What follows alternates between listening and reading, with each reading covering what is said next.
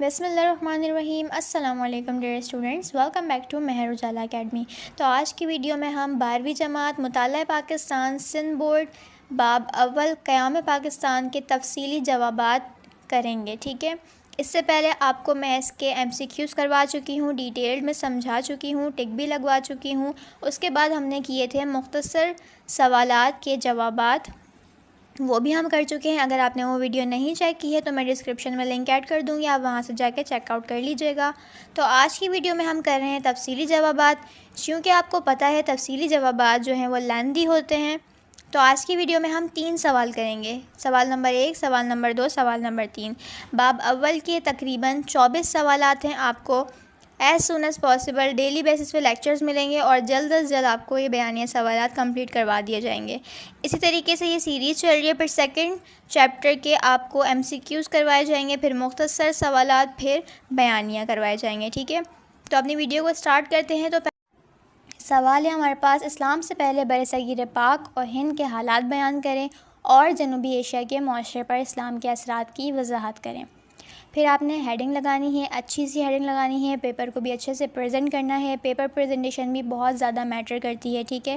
اس کی ویڈیو بھی چینل پر موجود ہے، آپ جا کے چیک آؤٹ کر سکتے ہیں، میں ڈسکرپشن میں لنک ایڈ کر دوں گی، ٹھیک ہے۔ اس کے بعد موو کرتے ہیں جواب کی طرف۔ تو جواب ہے ہمارے پاس، پاکستان ہمارا پیارا وطن ہے، بنیادی طور پر یہ جنوبی ایشیا میں اسلام کے آنے کی وجہ سے مورد وجود میں آیا۔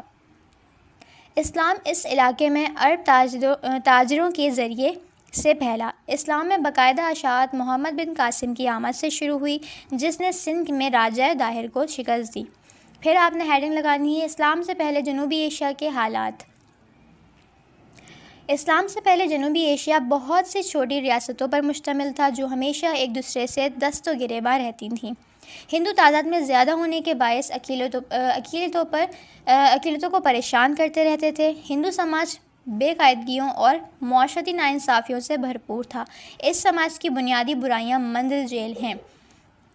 پھر آپ نے لکھنا ہے، یہ 4 حصوں پر مشتمل سماج تھا۔ آپ نے آپشن میں لکھنے سے پوائنٹ وائز لکھنے ہیں، ٹھیک ہے۔ 4 حصوں پر تھا، کون کون سا تھا؟ سب سے پہلے آپ لکھیں گے برہمن، جو کہ پجاری ہوتے ہیں، کشتری یعنی کہ جنگجو، پھر ویش کاریگر ہوتے ہیں، شودر یعنی نسلا مزدور طبقہ، ٹھیک ہے۔ اس طرح آپ نے بریکٹ میں بھی آگے لکھتے جانا ہے جیسا آپ کو اسکرین پر شو ہو رہا ہے۔ پھر آپ لکھیں گے برہمن اور کشتری دونوں کو سماج میں عزت و حیثیت حاصل تھی، جبکہ دوسرے دونوں طبقے انتہائی ناگفتہ حالت میں تھے۔ پھر آپ پوائنٹ نمبر 2 لکھیں گے تنگ نظری و ہندو سماج کا خاتمہ تھی، ٹھیک ہے۔ اس کے بعد پوائنٹ نمبر 3 لکھیں گے عورتوں کو بہت ہی کم تر درجہ حاصل تھا۔ اس کے بعد پوائنٹ نمبر 4 لکھیں گے بیوہ عورتوں کے ساتھ برا سلوک کیا جاتا تھا اور زیادہ تر ان کو ان کے شوہروں کی میت کے ساتھ جلا دیا جاتا تھا۔ اس کے بعد آپ نے ہیڈنگ لگانی ہے اسلام کے اثرات۔ پھر آپ لکھیں گے مسلم تہذیب پوری دنیا کے لیے ثقافتی خصوصیات کا مجموعہ تھی، لہٰذا مسلم تہذیب کا مقام اعلیٰ ہونے کی وجہ سے اسے جنوبی ایشیا کی تہذیب میں خاطر خواہ اور نمایاں تبدیلی رونما ہوئی۔ پھر آپ نے ہیڈنگ لگانی ہے سیاسی اثرات، ٹھیک ہے۔ مسلمانوں نے ایک مضبوط مرکزی حکومت کی بنیاد ڈالی اور لا قانونیت کا خاتمہ کیا۔ پھر پوائنٹ نمبر 2 ہے سیاسی اتحاد اور انتظام بھی متعارف کروایا گیا، جس سے معاشرتی برابری کو فروغ حاصل ہوا۔ پھر پوائنٹ نمبر 3 ہے مسلمان حکمران اور بڑے اسلامی معاشرے کا حصہ تھے، لہٰذا انہوں نے جنوبی ایشیا کو باہر کی دنیا سے بھی جوڑ دیا۔ پھر پوائنٹ نمبر 4 لکھیں گے نئے فوجی اصطلاحات اور طریقے اپنائے گئے، پہلی دفعہ بحری فوج بھی متعارف کروائی گئی۔ پھر آپ نے ہیڈنگ لگانی ہے معاشرتی اثرات، ٹھیک ہے۔ پوائنٹ نمبر 1 لکھیں گے معاشرتی اتحاد کو فروغ حاصل ہوا۔ پوائنٹ نمبر 2 لکھیں گے مسلمان وہ پہلی قوم تھے جنہوں نے سلے ہوئے کپڑے کے رواج کو داغ بیل ڈالی۔ پوائنٹ نمبر 3 لکھیں گے کیونکہ قانون مکمل طور سے نافذ تھا لہٰذا تجارت کو فروغ حاصل ہوا۔ پوائنٹ نمبر 4 ہے ہندو کے نچلے طبقے کو بہت سی مزامات حاصل ہوئیں کیونکہ اسلام مساوات پر یقین رکھتا تھا۔ پھر آپ نے ہیڈنگ لگانی ہے ثقافتی اثرات۔ پوائنٹ نمبر 1 لکھیں گے فنون اور مصوری کو پذیرائی حاصل ہوئی اور انڈو اسلامک آرٹ وجود میں آیا، جو کہ تخلیقی آرٹ ڈیزائن کا انتہائی خوبصورت مجموعہ ہے۔ پھر پوائنٹ نمبر 2 ہے قابل تعریف فن تعمیر گنبد اور محرابیوں کو شکل میں دیکھنے میں آیا۔ اس کے بعد پوائنٹ نمبر 3 ہے اردو زبان کا متعارف ہونا بھی انتہائی اہم پیش رفت ہے۔ اس کے بعد پوائنٹ نمبر 4 ہے تعلیم و ادب کو بھی انتہائی فروغ حاصل ہوا۔ پھر آپ نے ہیڈنگ لگانی ہے مذہبی اثرات۔ پوائنٹ نمبر 1 ہے ہندوؤں نے پرانے اور دقیانوس اصول اسلام کے خوبصورت اصولوں کے سامنے دب گئے۔ پھر پوائنٹ نمبر 2 ہے اسلام کے بنیادی اصول اتنے طاقتور تھے کہ ہندوؤں کے مذہبی رہنماؤں نے بھی فرقہ بندی اور بت پرستی کی مخالفت شروع کر دی۔ پھر آپ نے پھر سے ہیڈنگ لگانی ہے صوفیاء اور اولیاء کا کردار، ٹھیک ہے، جو اولیاء کرام تھے، جو صوفیاء وہاں پہ تھے، ان کا جو کردار تھا اس کے بارے میں آپ نے یہاں پر لکھنا ہے۔ تو آپ لکھیں گے بہت سے صوفیاء اور اولیاء بھی جنوبی ایشیا میں آئے، ان کے پاک اور نیک خیالات اور زندگی اور ان کا بلند کردار اور لوگوں سے ملاقات کے طریقے کے باعث بہت سے لوگ ان سے متاثر ہوئے۔ مسلم معاشرے کے بلند کردار اور قائم رہنے میں ان کی کوششیں قابل قدر ہیں، ان میں سے چند بزرگوں کے نام درج ذیل ہیں۔ پھر آپ نے پوائنٹ وائز ان کے نام لکھنے ہیں۔ تو سب سے پہلا نام ہے حضرت علی ہجویری، جن کو داتا گنج بخش بھی کہا جاتا ہے، بریکٹ میں آپ نے یہ لازمی لکھنا ہے، ٹھیک ہے۔ اس کے بعد پوائنٹ نمبر 2 ہے خواجہ معین الدین اجمیری۔ پھر نمبر 3 ہے حضرت بہاؤ الدین ذکریہ ملتانی۔ پھر ہے حضرت مجدود الف ثانی۔ اس کے بعد ہے حضرت عثمان مروندی۔ اس کے بعد آپ نے بریکٹ میں لکھنا ہے لال شہباز قلندر، ٹھیک ہے۔ تو سب سے پہلا سوال جو تھا ہمارے یہاں پہ کمپلیٹ ہو گیا ہے۔ کوسچن نمبر 2 سوال نمبر 2 جو ہے وہ ہمارا ہے نظریہ پاکستان سے کیا مراد ہے؟ پاکستان کے نظریے کی بنیادی اساس لکھیں، ٹھیک ہے۔ تو سب سے پہلے آپ جواب لکھیں گے اور وہاں پہ سب سے پہلی ہیڈنگ آئے گی نظریے کی، ٹھیک ہے۔ پھر آپ لکھیں گے عقائد، اقتدار، رسم و رواج، مقاصد اور عمل کا ایسا مجموعہ جو کسی معاشرے میں شامل تمام افراد کے لیے یکساں ہو اور تمام افراد میں اس کی جھلک دکھائی دیتی ہو، نظریہ کہلاتا ہے۔ پھر سیکنڈ ہیڈنگ آپ لگائیں گے نظریہ پاکستان۔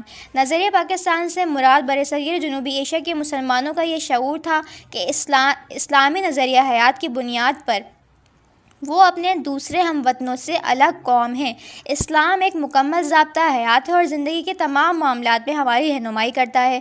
برصغیر پاک و ہند کے مسلمان اپنی زندگی اسلامی تعلیمات کے مطابق بسر کرنا چاہتے تھے، لیکن ہندو عصریت کے ہوتے ہوئے یہ ناممکن تھا۔ اسی لیے مسلمانوں نے ایک علیحدہ وطن کا مطالبہ کیا جہاں مسلمان اکثریت میں ہوں اور مذہب کی مطابق اپنی زندگی کو ڈھال سکیں۔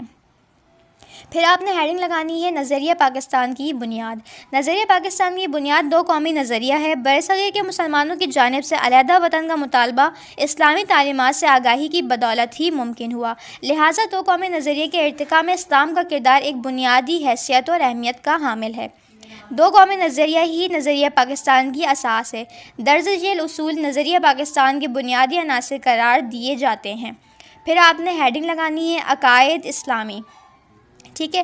پھر آپ لکھیں گے نظریہ پاکستان کی بنیاد عقائد اسلامی یعنی اللہ پر، اس کے رسولوں پر ایمان، فرشتوں پر ایمان، آخرت کے دن پر ایمان اور تمام آسمانی کتابوں پر ایمان ہے۔ اس میں سب سے اہم اللہ کی وحدانیت اور حضور اکرم صلی اللہ علیہ وآلہ وسلم کے آخری نبی ہونے پر پختہ یقین ہے۔ اس کے بعد ہیڈنگ آئے گی معاشرتی اصول۔ نظریہ پاکستان کیونکہ اسلامی نظریہ ہے اس لیے اس میں معاشرت کے جو اصول واضح کیے گئے ہیں وہ اسلامی تعلیمات ہی کے مطابق ہیں۔ معاشرے میں عدل و انصاف، اخوت و مساوات کو خاص اہمیت حاصل ہے۔ پھر آپ نے ہیڈنگ لگانی ہے دو قومی نظریہ۔ نظریہ پاکستان کا سب سے اہم جز دو قومی نظریہ ہے، جس کا بنیادی مفہوم یہ ہے کہ مسلمانوں کو اپنی علیحدہ شناخت ہونی چاہیے اور انہیں ایک ایسا خطہ حاصل ہو جہاں وہ اسلامی تعلیمات پر آزادانہ عمل پیرا ہو کر اپنی زندگی گزار سکیں۔ مسلمان ہر لحاظ سے ہندو سے مختلف قوم ہیں، ان کا رہن سہن، تہذیب و ثقافت، مذہب، رسم و رواج سب ہندوؤں سے مختلف ہیں، لہٰذا مسلمانوں کو اپنا علیحدہ وطن درکار تھا جہاں وہ اپنی زندگی کو مکمل طور پر اسلامی قوانین کے مطابق ڈھال سکیں۔ نظریہ پاکستان در حقیقت محمد بن قاسم کے اور دوسرے مسلمان حکمرانوں کے ذریعے وجود میں آیا، جیسے قائد اعظم جیسے سیاسی قائدین کے بالآخر 1947 میں حتمی شکل دی اور پاکستان بنیاد رکھی۔ یہ کوسچن نمبر 2 ہمارا کمپلیٹ ہو گیا ہے۔ اب ہم سوال نمبر 3 کی طرف موو کرتے ہیں۔ تو سوال نمبر 3 ہے ہمارا نظریہ پاکستان قائد اعظم اور علامہ اقبال کے ارشادات کی روشنی میں بیان کریں۔ تو آپ نے سب سے پہلی ہیڈنگ یہاں لگانی ہے تعریف کی۔ پھر آپ لکھیں گے علامہ اقبال اور قائد اعظم نے اپنے ارشادات میں بار بار نظریہ پاکستان کی وضاحت کی ہے۔ یہ قائدین حالات کے گہرے مشاہدے کے بعد اس نتیجے پر پہنچے کہ ہندو اور مسلمان وہ علیحدہ قومیں ہیں اور ان کا ایک ساتھ رہنا کسی طور ممکن نہیں۔ اپنے ارشادات اور خطبات کے ذریعے بار بار انہوں نے نظریہ پاکستان کی وضاحت کی۔ پھر آپ ہیڈنگ لگائیں گے نظریہ پاکستان علامہ اقبال کے ارشادات کی روشنی میں۔ پھر آپ نے لکھنا ہے علامہ اقبال ہمارے قومی شاعر ہیں۔ آپ ایک عظیم فلسفی اور مفکر بھی تھے۔ انہوں نے مسلمان کو اپنی کھوئی ہوئی شان حاصل کرنے کی ترغیب دی۔ انہوں نے اپنی شاعری اور خطبات کے ذریعے مسلمانوں کو اس بات کا احساس دلایا کہ ان کی فلاح اسی میں ہے کہ وہ اپنے لیے علیحدہ وطن حاصل کریں۔ 1930 دسمبر کو انہوں نے اپنے خطبہ الہ آباد میں فرمایا، مجھے ایسا نظر آتا ہے کہ اور نہیں تو شمال مغرب ہندوستان کے مسلمانوں کو آخر کار ایک اسلامی ریاست قائم کرنا پڑے گی۔ ہم چاہتے ہیں کہ اس ملک میں اسلام ایک حتمی طاقت کے طور پر زندہ رہے۔ اس کے لیے ضروری ہے کہ ایک مخصوص علاقے میں اپنی مرکزیت قائم ہونا، چنانچہ ہندوؤں میں اسلام کی فلاح و بہبود کے خیال سے ایک معلم اسلامی ریاست کے قائم کا مطالبہ کر رہا ہوں۔ انہوں نے مزید فرمایا، میں اس خیال کا حامی رہ چکا ہوں کہ ملک سے مذہبی امتیاز کا خاتمہ ہو، لیکن میرے خیال میں قومیت کا تحفظ مسلمانوں اور ہندوؤں دونوں کے لیے بہتر ہے۔ پھر آپ ہیڈنگ لگائیں گے قومی نظریہ پاکستان قائد اعظم کے ارشادات کی روشنی میں۔ پھر آپ نے لکھنا ہے قائد اعظم محمد علی جناح نظریہ پاکستان کی حتمی اور عملی شکل دی۔ قائد اعظم نظریہ پاکستان کے زبردست حامی تھے۔ انہوں نے فرمایا، قومیت کی جو تعریف کی جائے، مسلمان اس تعریف کی رد سے ایک الگ قوم ہے۔ وہ اس بات کا حق رکھتے ہیں کہ اپنی الگ مملکت قائم کریں۔ مسلمانوں کی یہ خواہش ہے کہ وہ اپنی روحانی، اخلاقی، اقتصادی، معاشی اور سیاسی زندگی ایسے طریقے سے گزار دیں اور اس مقصد کے لیے اپنی خواہش کے مطابق بہتر طریقہ بنائیں۔ انہوں نے 29 دسمبر 1930 کو احمد آباد میں کہا، پاکستان صدیوں سے موجود رہا ہے، شمال مغرب ہی یہ وطن ہے۔ ان علاقوں میں مسلمان کی آزاد ریاستیں قائم ہونی چاہئیں تاکہ وہ شریعت کے مطابق زندگی گزار سکیں۔ 1 اکتوبر 1947 کو حکومت پاکستان کے افسران سے خطبات کرتے ہوئے قائد اعظم نے ارشاد فرمایا، ہمارا نصب العین یہ ہے کہ ہم ایسی مملکت کی تشکیل کریں جہاں ہم آزاد انسانوں کی طرح رہ سکیں، جو ہماری تہذیب و تمدن کی روشنی میں پھلے پھولے اور اس سے معاشرتی انصاف اور اسلامی تصور کو ابھارنے کا موقع ملے۔ 1 جولائی 1948 کو قائد اعظم نے فرمایا، مغرب کا معاشی نظام انسانیت کے لیے ناقابل حل مسائل پیدا کر رہا ہے۔ یہ نظام ناکام ہے۔ ہمیں دنیا کے روبرو ایسا نظام پیش کرنا ہے جو اسلام کے صحیح تصور، مساوات اور سماجی انصاف کے جامع اصولوں کا عکاس ہو۔ نظریہ پاکستان کا نچوڑ قائد اعظم کے ارشادات سے واضح ہے۔ پاکستان اس دن مغرب سے وجود میں آیا تھا جس دن انڈیا کے پہلے غیر مسلم نے اسلام قبول کیا تھا۔ ان عظیم رہنماؤں کی یہ ارشادات سے یہ ثابت